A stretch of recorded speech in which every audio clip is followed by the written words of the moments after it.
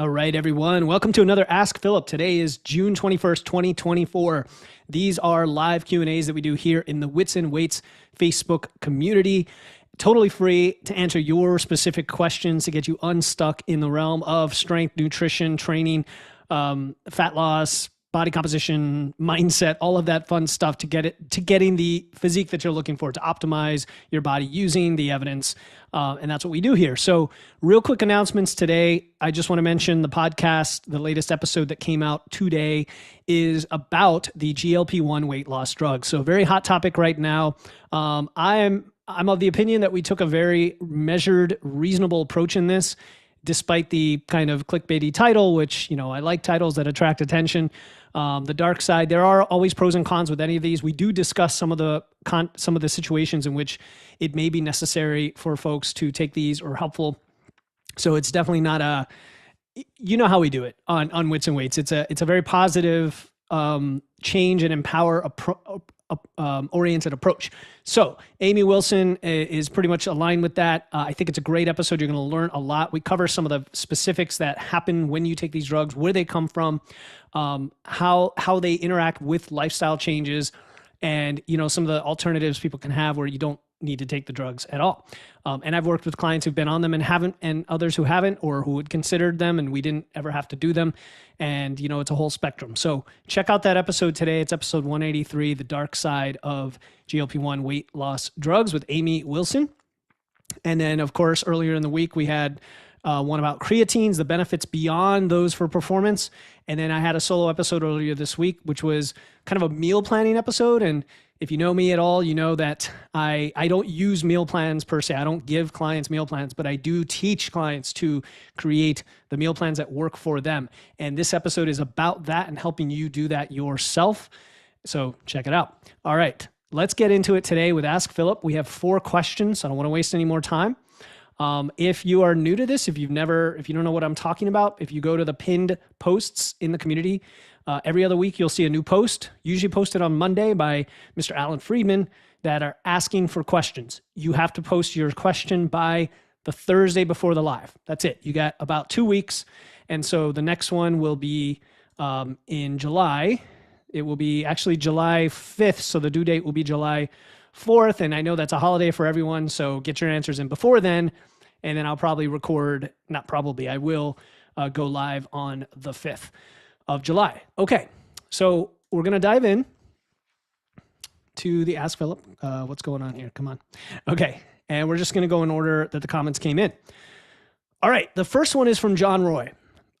He says, by the time of this recording, I should be nearly finished with the rapid fat loss protocol. So he's finishing up this weekend. And then after that, so for a little bit of context, the rapid fat loss protocol is a 2-week protocol that I put together last year based on some of the research by Dr. Bill Campbell.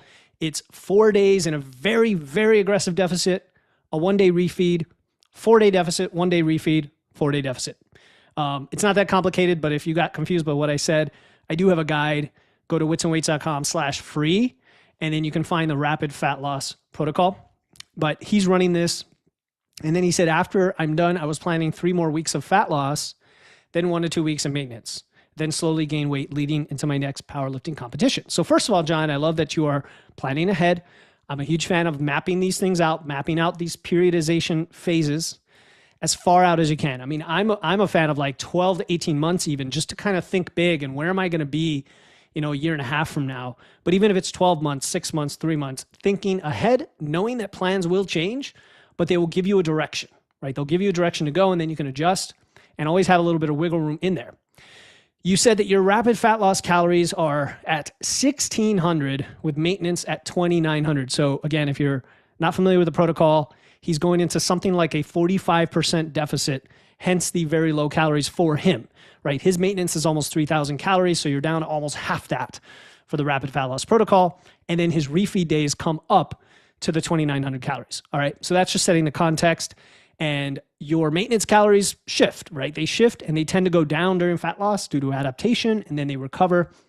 They go up into surplus and so on. They go up with more activity and all these other things. Continuing with John's question, what do you think my less aggressive fat loss calories should be. Should they be stagnated over the 3 weeks or waved up and down? Would you do the 1 to 2 weeks of maintenance or just go into gaining weight? Is this a solid plan or is there something I'm missing? Well, so it depends on your goal, right? If your goal is to get a little bit more fat loss beyond what the rapid fat loss protocol gave you, and you're feeling fine, the hunger's manageable and all that, bringing your calories up to something around, 0.5% or 0.75% of your weight a week loss is probably going to feel like a decent amount of food after going through the rapid fat loss phase. And there's nothing wrong with doing that, right? To get to whatever that number is. So I'm always going to say it depends, but it depends on what number you're trying to get to and for what reason, right? You're just trying to lean out, look a certain way, get to a certain body fat percentage. That's the leanness you like to be when you look in the mirror, whatever, it doesn't matter. You have to say, well, at this rate of loss, it's going to take this long. And is that going to work for you? So if you want 3 weeks, that's telling me you want 3 weeks at some rate, or you just want to just randomly do it for 3 more weeks. So I got to understand that, John, where the 3 weeks comes from, because I'm not a fan of like hard date targets unless you know exactly you're going to go at this rate of loss and you're going to be successful and you're going to do that. So that's my take on it. But yes, you can continue fat loss. Just do it between that 0.25% to 1% body weight per week. And then when you recover to maintenance and then go into a surplus, your question is, do you recommend the 1 to 2 week of maintenance? So when you're going from a diet to a surplus, I used to be of the mind that just flip it around and go straight into the surplus. The practical limitation of that, besides you may not be able to like jump that many calories.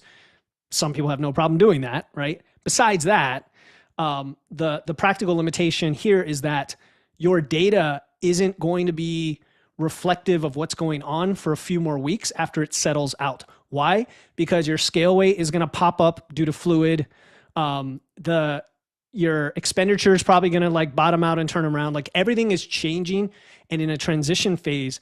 And so when that's happening, if you're trying to jump straight into this kind of reasonably linear gaining phase, all that initial data is going to be just all screwed up. And I would rather you just say, aim for my current maintenance or a little bit above, like 50, 100 calories, something like that, maybe 100 calories, and just start recovering. So your body kind of gets that fluid bump, gets recovered with the hormones, you start feeling better, all that, right? You get used to the extra food and your body kind of normalizes and the data is a little more precise from which to go into a gaining phase. Having said that, you could just set it to gain and set it to a very, very lean gain at first. And it's almost the same thing. And then later up, you can crank it up to something like 0.3% per body weight per week. So you might start at like 0.1 and then go to 0.3. So anyway, that's, I know it's a lot. I offered a lot of details for some of these questions, but it's because there's a lot of context there. And, if you were in our program or I was coaching you, like these are the exact things we would map out together. And we would say, like, ask you a ton of questions. What do you want? What's your goal? Why are we doing this? How's your biofeedback and so on. All right. But yeah, that's how you can do it for yourself, John. Hope that answers your question. Question number 2 from Ben. And Ben and I just recorded an episode coming out very soon, early July, I think July 9th it's coming out. It's on a Tuesday episode. And man, this guy, Ben, you had incredible transformation. I know we talked about it on the show. It's not just weight loss because you went through weight loss like 10 years ago and you did it the wrong way and it was awful, right? And you gained all the weight back and learned a lot from that. But then recently you went through a proper fat loss, muscle building, leaning out phase, and you've got concurrent training going on. You've got a lot of activity in terms of running, plus you're lifting. So your question is about saturated fat. And it's a really good question people need to understand, okay? You said with a high calorie expenditure, and I know what that is. So in the future, anybody asking a question here, put those details in, but Ben knows that I know. So he eats 4,000 calories in a diet. Like he's burning 4,700 calories, okay?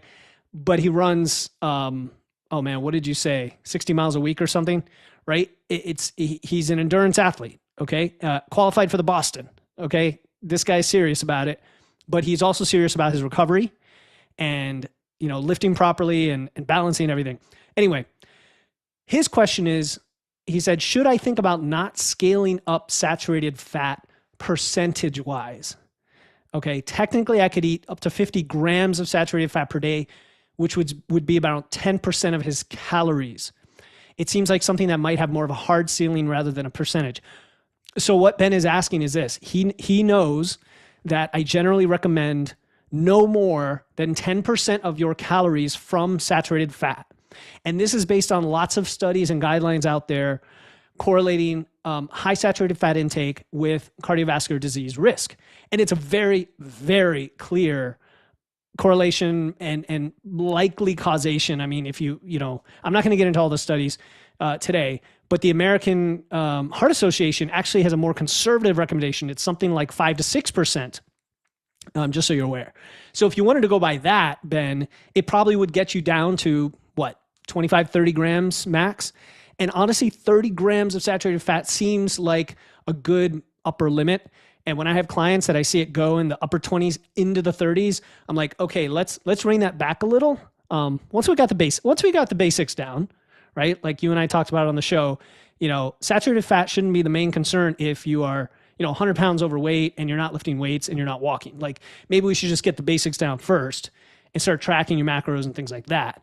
But eventually, once you're getting to this point, if you're eating so much food, could saturated fat at that level have a negative correlation? Maybe. It's so hard to say, right? Because very few, really no studies are going to be looking at guys who run, lift, and burn 4,000 calories a day.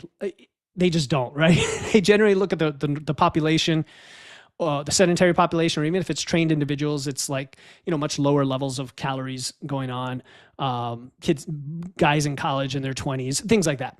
So my advice, 30 grams isn't a reasonable number to shoot for. However, the caveat is it depends on you. Like if your blood lipids, if your heart disease risk is all well within the normal safe range and you've been eating 50 grams of saturated fat a day for like 5 years, well, maybe that's telling you that your body can tolerate that fine, right? Our bodies are excellent at processing nutrients and I'll use the word detoxifying, but right, like the liver will handle things. And because you're so active and metabolically healthy and you're lifting and all that, for you, actually, it may be just fine.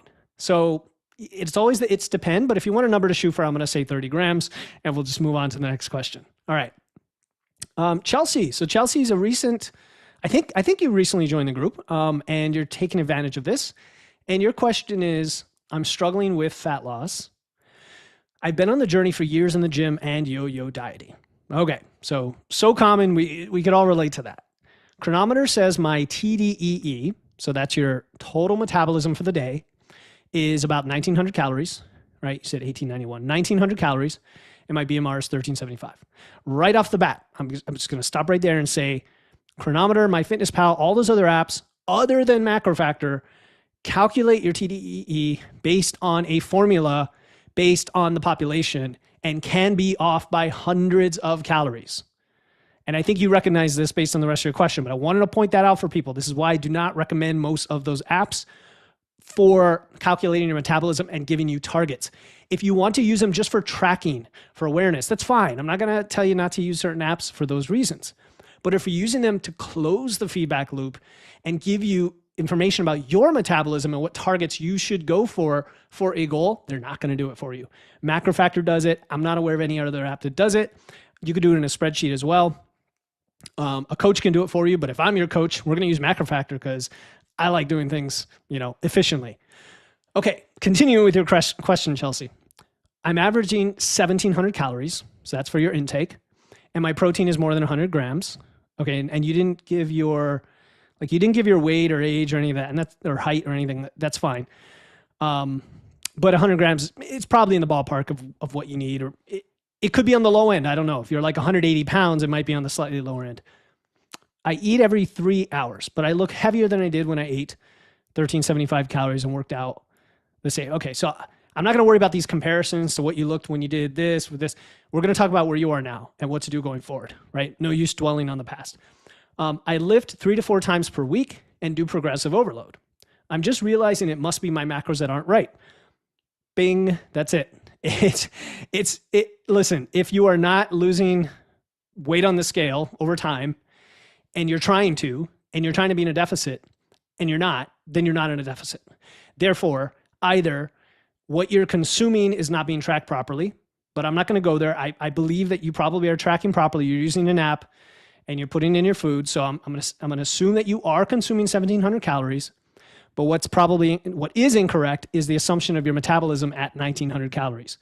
It must be, if you're maintaining right now, then your current expenditure must be around 1,700 calories or less if you're gaining, period. And so you said you've gained 15 pounds over 2 years, want to be able to look like I lift. Am I sabotaging my diet with too many carbs and increasing my calorie intake? I'm into my first week using MacroFactor, wondering if you have any input. So a few different questions there, Chelsea. Am I sabotaging my diet with too many carbs? In a vacuum, I would never say that that's the case for your health, for your performance, for your recovery. Like, I'm a big fan of getting usually more carbs for more people, but it really depends on what all your macros look like. So if you're getting 100 grams of protein and you're getting, 30 grams of fat, something like that, I'm going to guess, and the rest is carbs, that seems pretty balanced to me. And it has nothing to do with you gaining weight. The gaining weight is from the calorie surplus, period. Energy balance, okay? How easy or hard that is and how it supports your lifting and everything else, those are different questions. Body composition, that's a different question. We're just talking about what's happening with your weight on the scale with energy balance. And you said, I'm into my first week using MacroFactor, but wondering if you have input. My input is use MacroFactor for 2 more weeks. Keep weighing daily and entering your food daily. Then report back in this group and say, hey, I've used it for 3 weeks, like Philip suggested, and here's what it says my TDEE is, called expenditure in the app. It's the orange graph in the app, okay? And you're going to have some aha moments, I imagine, when it comes to that. But report back. Say, here's my expenditure. Here's my goal. Here are my macros. Now, if at that point you put in a goal of fat loss, of losing weight, of say 0.5% of your body weight a week, and it gives you targets, it's going to be the correct targets for your expenditure. And then you can let us know what those are as well. And that might just solve your question right there. All right. So the answer is you have to be in a deficit to lose weight, and you have to have the right awareness of your expenditure to know what that deficit needs to be. And that expenditure changes daily, and it usually starts to drop when you're dieting.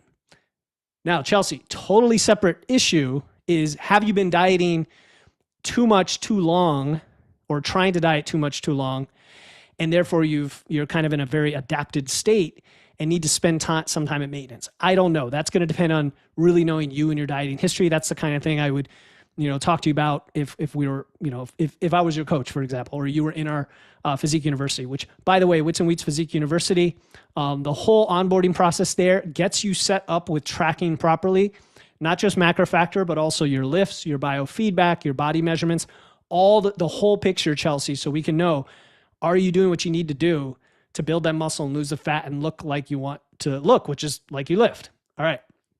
Hope that answers, Chelsea. Go do the work. Get back to us about what MacroFactor is telling you, and we'll go from there. Man, I am hopped up on coffee today, so I'm a little bit hyper. Okay. Wyatt. All right. So Wyatt's been asking some great questions lately, and this is the last question we have for today. I'm curious about the quality of my food, how it impacts body composition and training. I'm thinking of the ratio of whole foods like oats, potatoes, rice, natural fats, fruit compared to alternatives like candy bars, cookies, drinks, pizza. Okay, Wyatt. So you've got a whole bunch of background here about how you are eating a whole bunch of calories, and is it okay that you are eating some decent amount of processed food as part of those calories? More than 10%, you said. And you've heard me talk about 80-20. You've probably heard lots of coaches and podcasters talk about 80-20. And kind of like Ben's question where he's eating 4,000 calories. I mean, if you're eating like 3,500, 4,000 calories, and when you say 80-20, 20% of those calories, which is like 700 calories, are some sort of whatever, is that a bad thing? And you've kind of asked this question before. And so in the past, the way I've answered it is, well, how is your performance? Are you gaining the muscle you want to gain?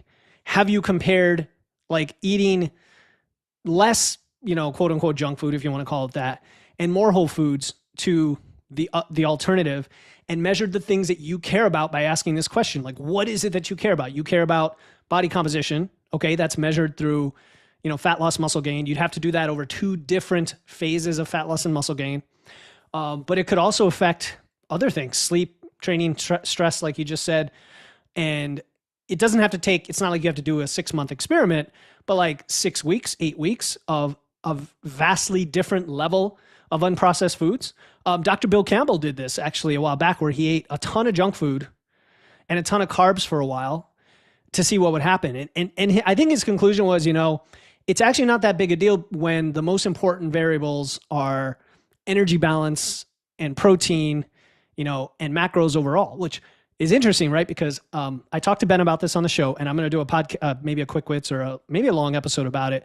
The idea that if it fits your macros, for some people, maybe all they need to go from 10% health to 90% health, after which we care about quality and saturated fat and fiber and all that. And some people might be watching or listening to this, or other coaches like, oh, that's sacrilege. No, we got to care about health. Like, it's super important for all these disease risks and everything else. And my argument is, well, so is being 100 pounds overweight. And it's probably way more of a factor than not having enough fiber, right? So priorities, man, priorities. So for you, Wyatt, because you've asked this multiple times, I'm going to ask you, what is really behind this? It's almost like you've gotten to the point, what I'm sensing, that you feel like you're eating too much of that stuff. And there's a mental side to it that's like some self-judgment. Now, if you just want some assurance that it's okay to eat ultra-processed food, I'm going to say, sure, it's okay to eat ultra-processed foods if it's in the context of an overall healthy diet that supports your goals and your biofeedback looks good, your health markers look good, your performance looks good. You're asking me if it's worse for all those things or not. And I'm going to say it depends on the level that supports you. Okay. So going back to my initial answer to the question, you've got to do some sort of experiment at this point. All right. If you were a client of mine, would I recommend that you go from, 20% of your calories to 10% or to 5% as ultra processed? Probably not. I would ask you questions. I would ask you questions like, why are you thinking these thoughts? What are you concerned about? Is it all the little 0.1% things like artificial sweeteners and all that that's worrying you about it? I don't know. You know what I'm saying? Like, when you eat a lot of calories, you have a lot of tolerance for this kind of thing. So I'm not going to be the guy that says, nope, you have to cut your ultra processed foods.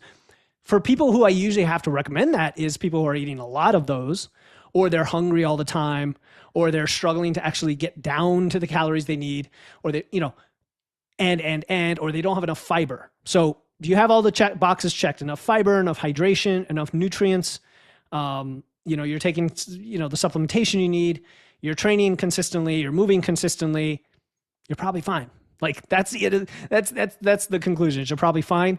But if you want to know for sure, I would do an experiment where you had like almost no ultra processed foods for 6 weeks, report back to us and tell us what improved. And if you're like, I don't really feel that much different, there's your answer. All right, guys, thank you so much for your questions today. As always, I love thinking about these and giving you maybe some different looks into these and aha moments. Like the video below, love the video, comment, share it with people, invite people to the group, tell them they've got this service available. I think, it's an awesome free thing that we do here, and I enjoy doing it as well. So happy Friday. Enjoy your weekend, and I will talk to you next time.